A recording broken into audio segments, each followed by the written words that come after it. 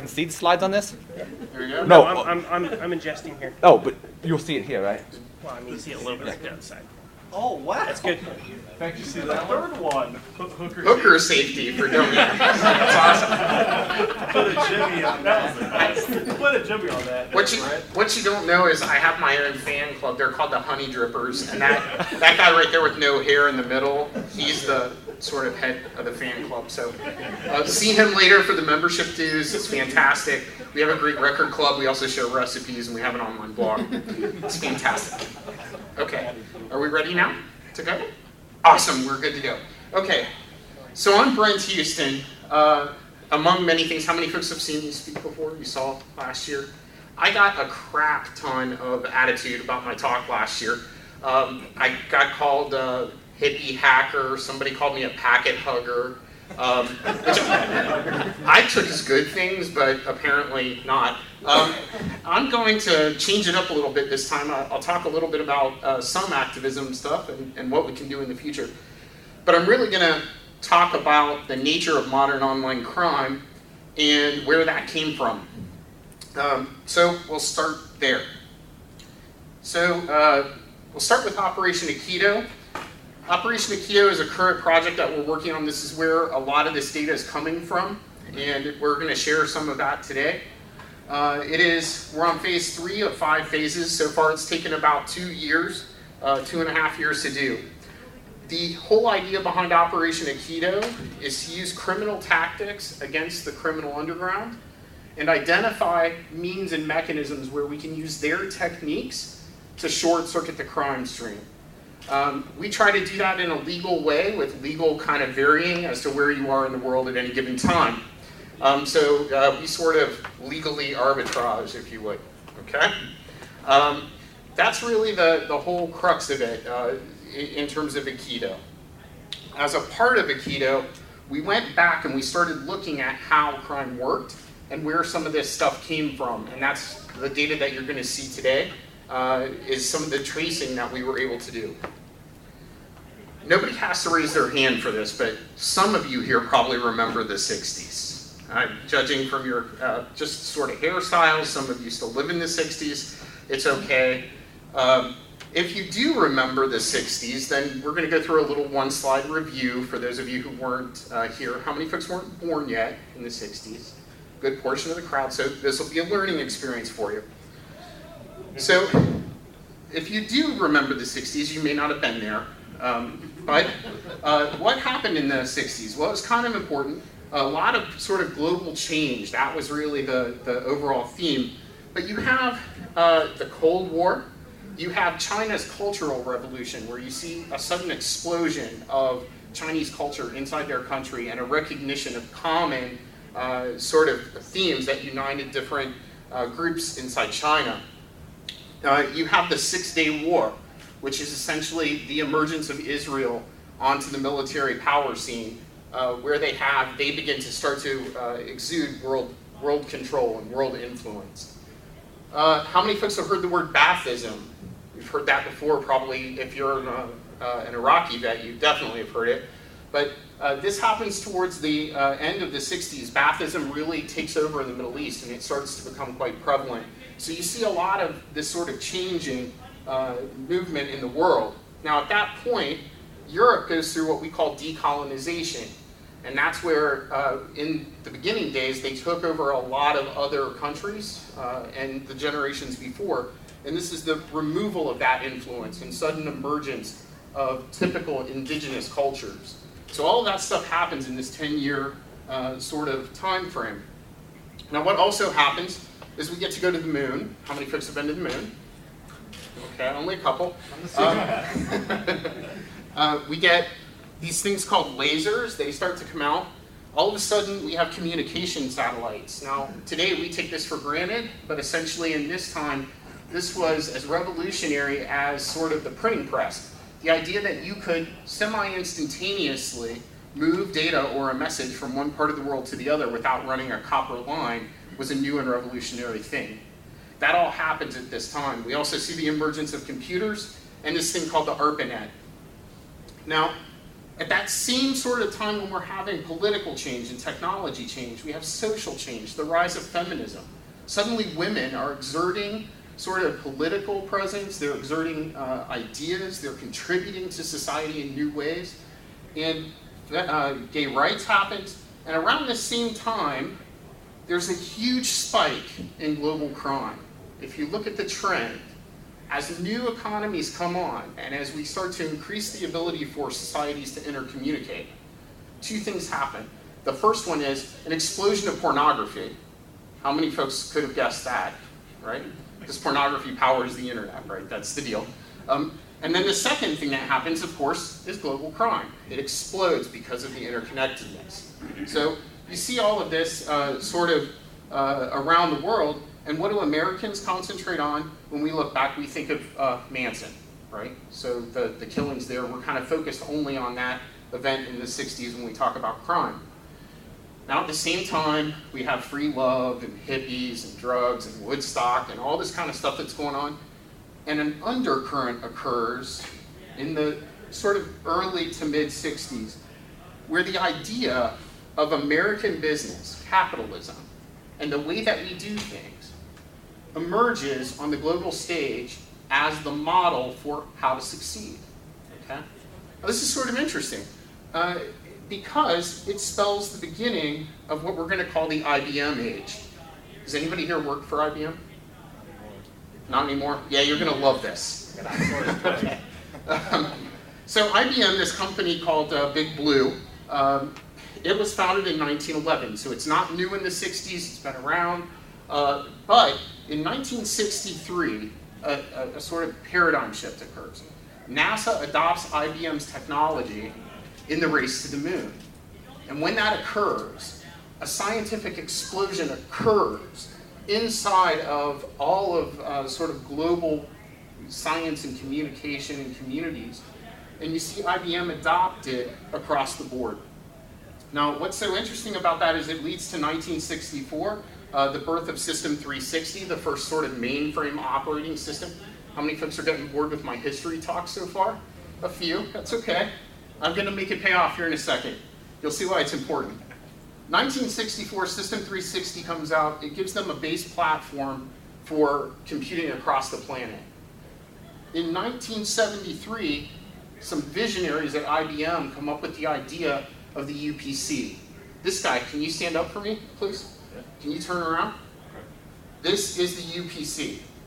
How many folks have seen a UPC before? Okay, it's on every good and service. These scientists at IBM came up with the idea of tying data to delivery of real goods and services, and it gave IBM suddenly global computing reach, thank you very much, across the planet. Now, so IBM, sitting in the United States, has all of this power, all this influence, all this technology, and they have a management issue. They don't have any way to sort of manage the company very well. They grew organically, they had some difficulties in integration, and they needed some better technology to do that. And it is about this time that we see the emergence of PCs. How many folks had an IBM PC? How many folks still use PS2 stuff? Okay. Now we're starting to see the distortion field, right? Okay. And by the mid 70s to early 80s, you could hear mantras in data centers everywhere around the world where no one gets fired for hiring IBM. Okay. So all of this stuff happens. Now I told you all of that story to tell you this story. Enter a man named Alvin Toffler, who in 1963 gets hired by IBM as a futurist. Okay? So who is this Alvin Toffler? Well, Alvin was an interesting man. He came out of college, very well educated. He became the associate editor of Fortune magazine. While he was there, he watched economics and learned about how companies and computing power was growing, and he paid careful attention to the development of global e-commerce. He decided to leave Fortune magazine, and he goes out to form his own company where he's a consultant. He gets hired by IBM, AT&T Labs, and Xerox right off the bat to sort of build out their idea of where technology was going. Now, Remember, there is no internet. Okay? There's only dial-up systems, and the ARPANET is around. And our good friend here, Alvin Toffler, he foresees the internet. He understands that the UPC will eventually lead to global e-commerce. He's so worried about it that he comes up with a physical manifestation called future shock, where people in the 60s, 70s, and into the 80s would be physically unable to deal with the integration of technology into their lives, and you would essentially get the technology flu, because the change would happen much faster than you as a human could manage. Okay? Now, he also coined an interesting term called information overload. He believed that at some point, the sort of easy availability and the plethora of data that was available to you as a human would become so enormous that you would intellectually be unable to cope with it, and its social changes would change the very fabric of how we communicate and how we work together as people. This is the book that Alvin Toffler wrote. IBM funded him to write this book. It's available still in print today. You can find this, as you see, expensive copy of 25 cents at any thrift store near you. They're still around. This is a picture of Alvin. He's still alive. He still writes books along with his futurist wife named Heidi. Very nice man. Towards the end of the 60s, something important happens. IBM hires him to help create an architecture of what a modern technology sort of brain worker organization might look like. And so he develops something that he calls the cells of value, and essentially that cells of value theory, the idea that we're going to create little working groups that work together and move and change direction rapidly, that allows IBM to dominate business in the 70s and 80s. Huge. Okay? So it turns out, everybody made fun of Toffler when he published the book, but Toffler was actually right. He just didn't think about really how he was right and what would happen. So future shock, the manifestation of change, really sort of came about in a political sense. It came about at the end of the Cold War. We have all of a sudden all these folks that were in the former Soviet Union who now don't have jobs. Food's hard to come by, right? These are trained intelligence officers in many cases. And so they sort of take on what they call a forced opportunity. And they go on and create crime colleges.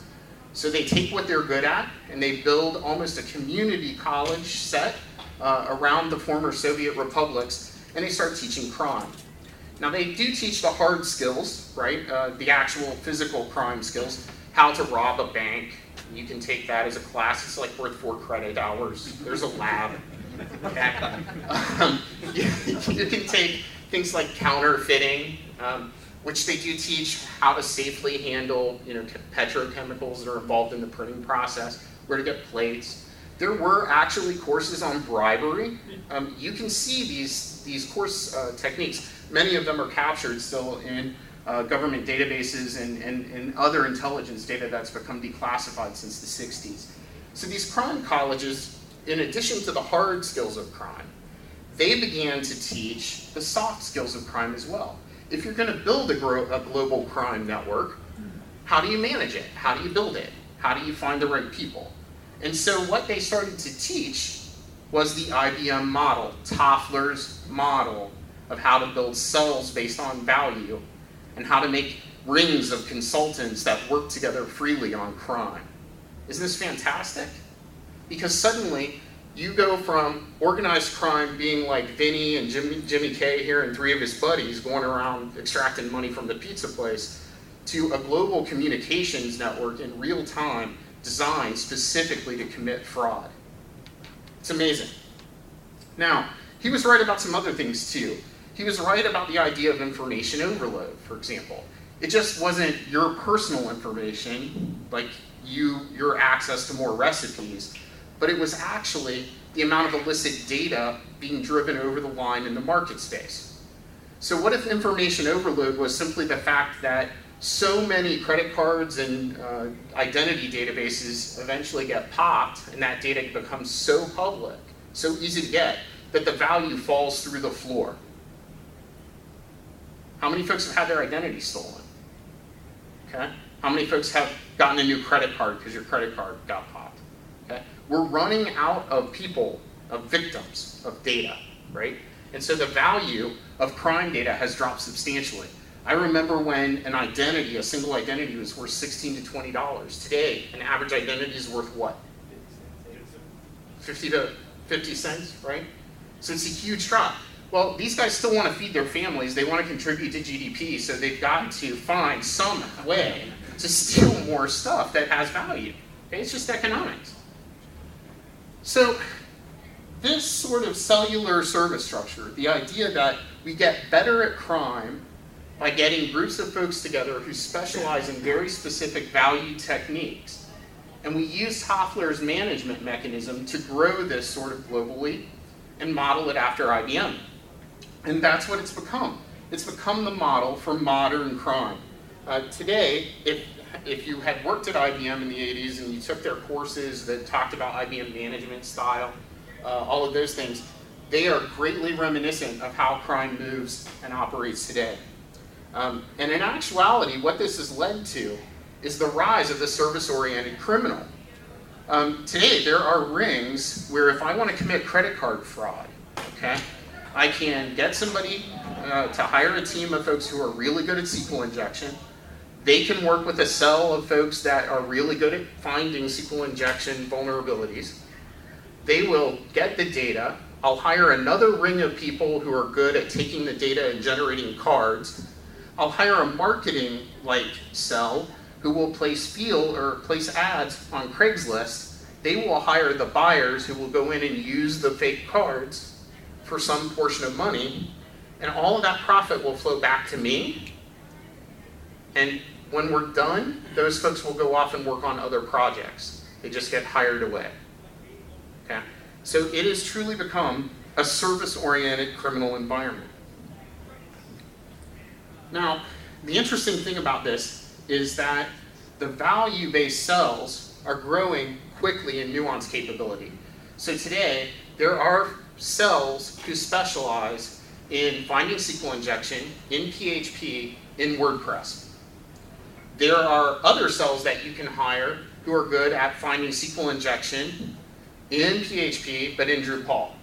And so if you want to go after a group, you hire a specific set of skill sets who go after that vulnerability, do the crime, and move on. And they move on to their next deal. They band these cells together in loose groups to work on campaigns like IBM works on projects. So they come in, you hire these different folks, you bring them all together. The cells are autonomous and they're competitive. So if you go back in history, everybody remembers where the term think tank came from, right? I hire a bunch of folks to think about a given problem. These are like think gangs. They get together and think about how to do their particular flavor of crime better than everyone else. Okay? How many folks want this job? Right? See that guy, he'll take applications at the end. So these think gangs are really good, and they're getting better and better and better because the groups are increasing their competitiveness. And so we know from an economic standpoint, anytime there's a competitive environment, what happens? The cost to do business goes down, and the market rewards efficiency and effectiveness. So they're getting better and better. Now, anybody in here work for the FBI? Not anymore. Anybody? Not anymore. Anybody want to admit that they work for the? Okay. The FBI will claim that they are really good at following the money, and that these sorts of value chains in the crime stream are falling because we're getting better and better at following the money. I'm here to tell you that that is utter garbage. Their idea of following the money is we can follow the physical cash. We, in the last 5 years, have seen crime rings where gift cards were the method of exchange. We've seen bitcoins. This is sort of interesting. We've seen in the Caribbean and in South America, crime rings where the payments occurred in goats and chickens. Okay? How many folks are really good at tracking goats and chickens? That guy, okay? That guy, okay? So that's what we have to think about. As the world changes, as the scope of crime changes, the skills are going to change. And the mechanisms and underlying economies of crime they're going to change. Now, another sort of movement that crime has sort of adopted is the open source movement. And this is where Operation Aikido comes in. So, crime got really good at adopting the open source movement. They do cooperative tool development. One set of cells will come up with a given scanning or probe tool. They'll post that, and through iterative coding, other folks will add modules, they'll build in new attacks, and the code will take on a life of its own. The tool gets better and better and better. It does this very rapidly. We know this because we've tagged tools. We've actually Trojanized tools and put in tools, certain strings that we can recognize, and we've watched those tools spread between the cells, and we've watched them improve that given code base over time. So we know that this occurs, and we know that the code sharing is happening rapidly. We know that the techniques are shared mostly. They don't share their secret sauce, not the 13 herbs and spices that makes them separate from the other criminal gangs. But they do share the core values, what happens, what techniques work, what techniques don't.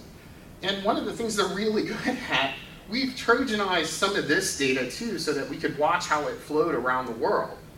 And one of the things that was astounding to us was, first off, the openness. The fact that you could just, if they thought you were involved in crime, they would talk to you and tell you, this is how much money I make. This is how you can go about starting your own botnet. And this is what the current average price is. So they would tell you these things to help you get started, right? Because it's not an overly competitive market.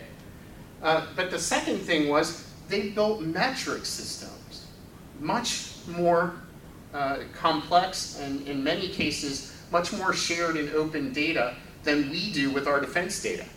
They really talk about, I did this, it worked, we made this much money in 60 days and the average dollar per day effort return was this. How many folks have that for your IDS logs? Right? Okay, that's why they're ahead. Now, we know by monitoring the recruiting of new parts of the cell, we know that they're growing quickly in nuance, number one. They're getting more and more specialized. So they're looking for more and more deeper talent skills as they kind of grow in their focus. But they're also very quickly growing in capability. So they're bringing in folks who have had some education, maybe in coding, maybe in rapid development, maybe in prototyping. And they're starting to get better and better at this much more quickly. Now, the interesting thing is, why are they getting better and we're getting worse? This is a question that we get when we give this sort of data talk along. The most interesting thing came from a session I had with a gentleman we'll call Paul, who appears to be in South America. He was an emerging sort of attacker and willing to talk to us.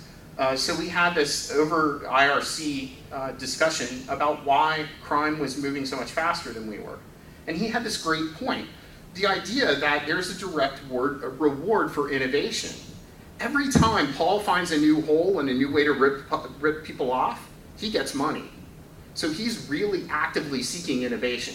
When was the last time you got a raise because you came up with a new way to defend stuff? Okay? So it behooves them to spend time. Now, when I give this talk, some of this stuff before, somebody from HR usually stands up and says, but we can't do that. We have policies that prevent direct, sort of payment to people, and we start down this whole loop.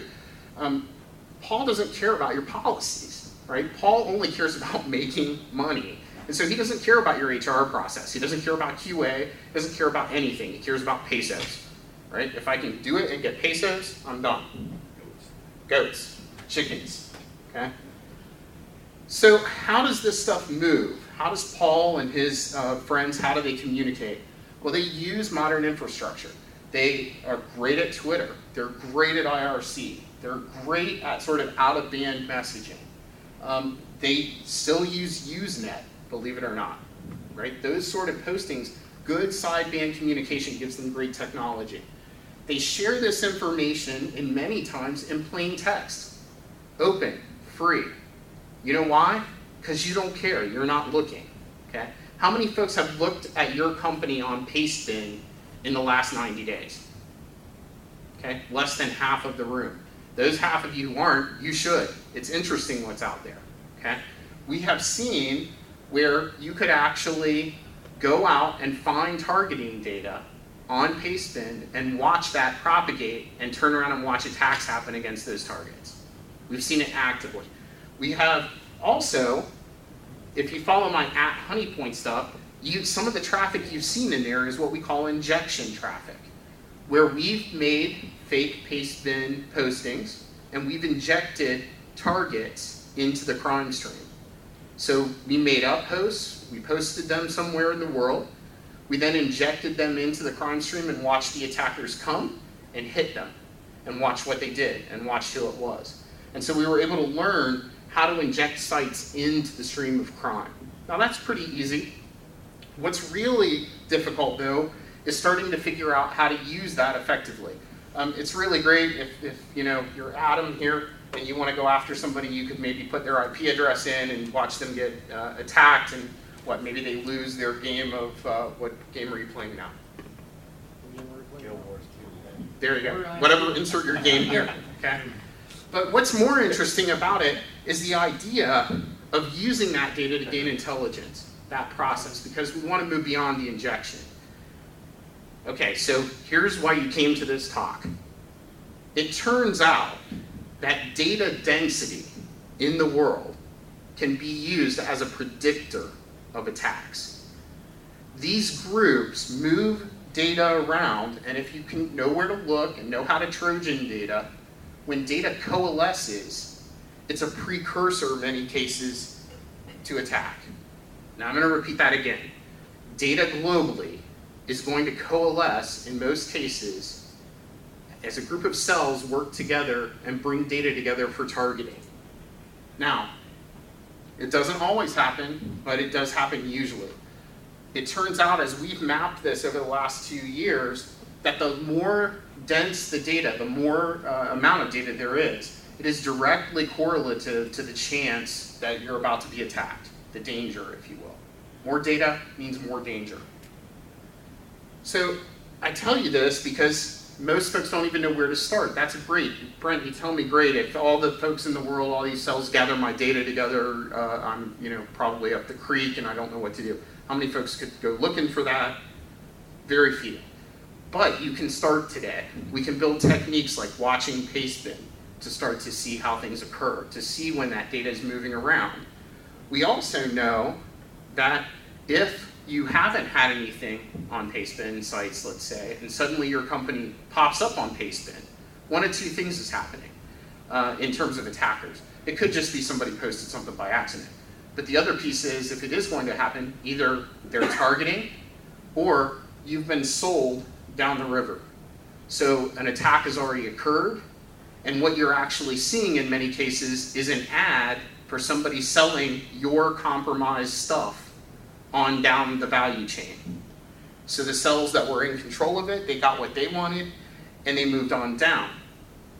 Now, if you've seen some of the work that the FBI crime labs have done, and Damballa does a presentation like this where they talk about the value chain, it is true, cells sell access. Once they break into an organization and get what they want, they sell you to less skilled, sort of highest bidder kinds of situations. So now people come in after them and they steal what they want. And so what you lead to is serial compromise, right? This is, ouch, I got cut, ouch, it's deeper, ouch, I'm bleeding, wow, we're to the bone, okay? That's kind of what happens. High-end attackers get what they want, they sell it to the lower attackers. Tools and tactics and goals start to change as the attackers do. This is where you'll first notice it. If you're working in an incident response and you've watched somebody break in and they've been exhibiting one continuous chain of operation, I pop a box, I come in with a flash exploit, I dump the hashes, I pass the hash, and I go steal data. And then suddenly 6 weeks later, it goes silent for 2 days, and then somebody comes in with a copy of some piece of malware from Ukraine that you've never seen before. You just got sold, okay?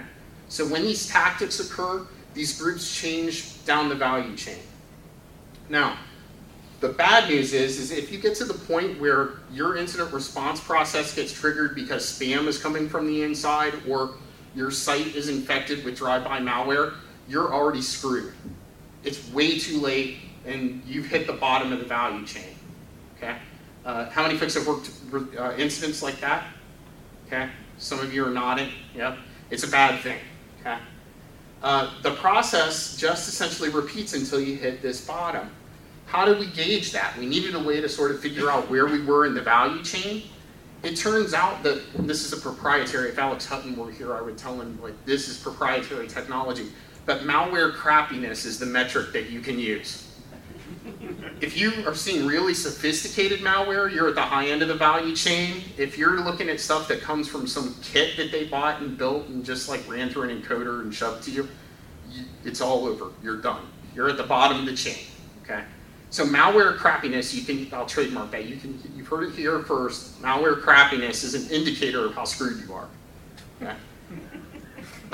The other problem is that the more of your targeting data that becomes available, the more of it that's posted out to the internet, right?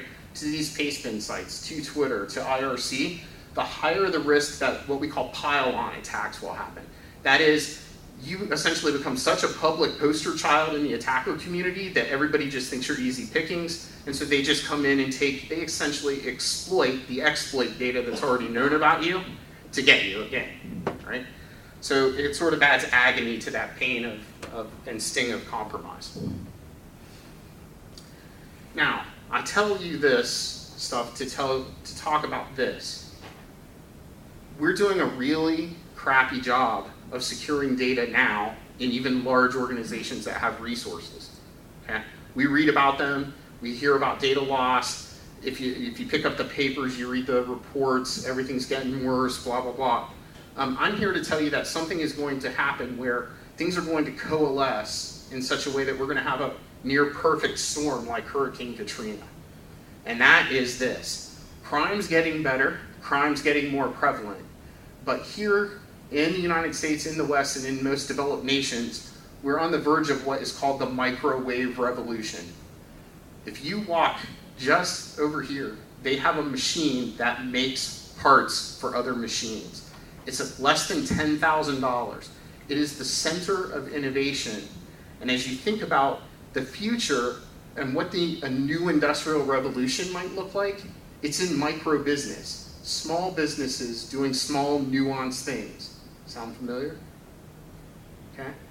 So if that's true, if businesses suddenly get smaller, and innovation is the key to success in these small micro businesses, then we have to get better soon at protecting that data, even inside of small companies. Ryan, you're going to give a talk in the next day or two about just how abysmal it is out there for small businesses, right? Yep.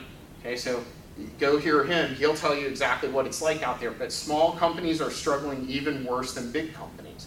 So as the data sort of breaks up and falls out of large companies and falls into these smaller and smaller organizations, how are they going to cope with something like PCI?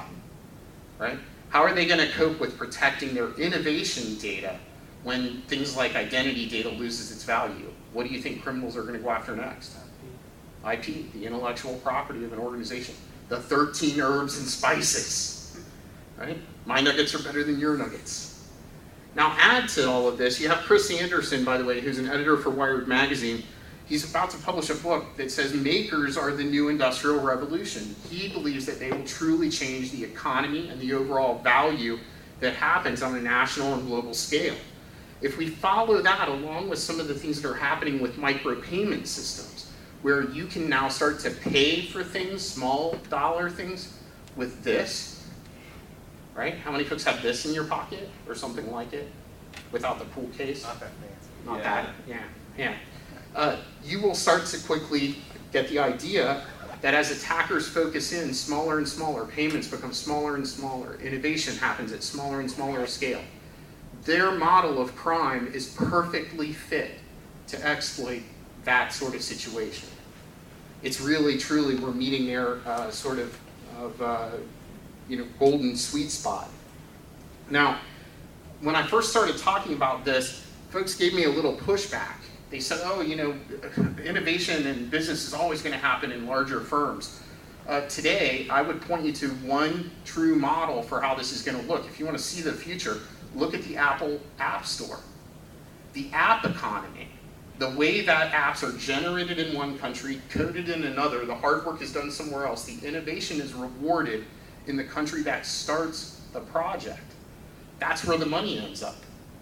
That's an interesting piece because that app-based economy, the idea-based economy, is what the future is going to look like. And so it really sets it up perfectly for this kind of crime.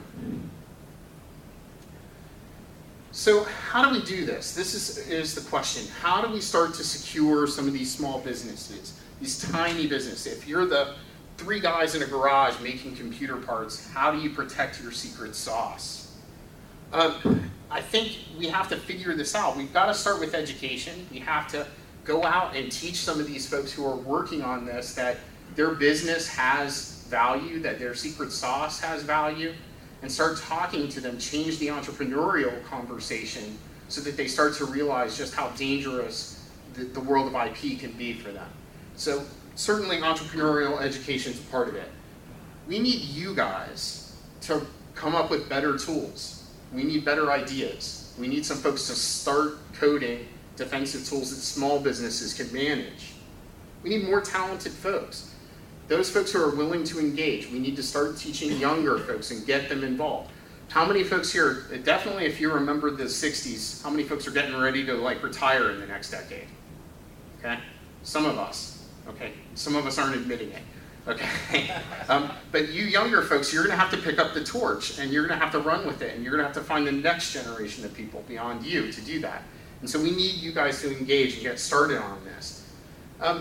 We also need to really change the way law enforcement happens on a global scale. We need to make crime, the cost to do crime, significantly higher. We need to do that with higher penalties, a little more prevention, maybe some more education of folks so that crime doesn't become their only way to make money, right? So I know we're back to that packet hugger thing where we all sing Kumbaya and it gets better. I've heard it for a year. But these are things that we have to start thinking about. So from a technical standpoint, if you leave here and you kind of ask, well, what do I do about this? The first thing is we need to start moving controls closer to our data. So today, if you're still building security as a perimeter around the entire organization, put down your pens, you've already lost. It's over, okay? You've got to start at where the data is and build controls out from the data that are rational, that make sense, and that provide security at the data layer. If we don't do that, we've already lost. We need to invest in better detection. If you were here and heard White Rabbit talking about it, we need more investment in detection. We have put all our money in prevention, all of our talent in prevention for years and years. We clearly are losing that battle. We have to back up to the next couple of steps. We need proactive intelligence. We need more folks doing things like Aikido, figuring out how crime works, mapping it out, figuring out who the generals are instead of who the field soldiers are, so that we can target the right folks. We also need the political will to disrupt attackers. This is sort of interesting. If your organization gets attacked, how many folks feel like when you went to the board and said, hey, we were getting just hammered, so we decided we were going to do some denial of service against their web servers to take down their boxes that were attacking us? How many folks want to have that discussion with your CIO or board? Okay? Nobody. But we need to develop the political will to make that okay. If I walk up and just punch Rob in the head and he punches me back, everybody goes, well, it was even. I deserved what I got. But if I send a bunch of packets his way and he fires some back, he gets in trouble about it. Okay? If I'm not bound by the same rules he is, I'm at an advantage, and that's the way crime is today. So we have to sort of make some better tools for that and better political will. We still have to go in and educate management that the threat's evolving. If you talk to your management folks, how many folks still feel like they're afraid of viruses, whatever was in the news this week, and that 15-year-old in the basement, right? He's going to deface the webpage. Very few folks say no to that, right? Many folks only fear what they've read in the news, and they don't have an idea of what the real global threat is. So we have to start teaching management about the global threat and how that's changed. Okay? The last three are sort of my personal favorites. That's why they're colored this way. We have to really start making information security innovation a priority. You heard me talk about how Paul told me that the reason he was so innovative as an attacker is every time he came up with a new attack, he got more pesos, right? We need some sort of reward mechanism for that. We need to start paying people to think about this problem and start to innovate professionally. When we make innovation a priority, groups like DARPA and some of the cyber fast track stuff that they're working on, those kinds of projects can change the game substantially. That's what we need. And so we need you guys to help us make that happen. I won't wield this hammer for long, but we've got to lose the compliance mentality. If your whole life in security is about getting your rock, then you've already sort of lost the basis on which to have the conversation. So we have to change that game. We have to get back to fundamental defense. And to tag on last year, we have to learn to play chess instead of checkers. Many of us are still trying to win the race to root. We're going to up the efficiency of Nmap by 32 milliseconds per class C. Who cares? What if we actually took that coding energy and some of that mental brain power and tried to work on creating new defensive techniques and tools instead of faster hacking? That's what I'm asking you to do. I'm asking you to get engaged and learn to play chess with the real bad guys. So you've heard me talk now for almost an hour, and I'm going to open it up and take questions. But if you want more information about this, you want to read about Toffler, go back and look at how IBM designed global crime, you can do that. Lots of information out there on Wikipedia. The Wikipedia for IBM is full of data that talks about their company history. They've actually hired people. There's a team of people at IBM who their job is to archive the history of the company and make that public. So it's very interesting stuff. If you want to follow real life threat data, there's at Honeypoint, at LB Houston. You're welcome to engage with me on Twitter. I'm happy to always talk with folks. I'll be around the rest of the con as well. My blog's at State of Security, and that's where we'll be releasing more information about Operation Aikido over the next couple of years as more of it becomes public. We're just in sort of the middle stages now. So that's it. I'm going to take questions. Thank you very much for coming out. Try the pie. I'm very good at food safety. See Rob, who is the queen of the Honey Dippers right here, the Honey Drippers, my fan club. And thank you all very much for coming.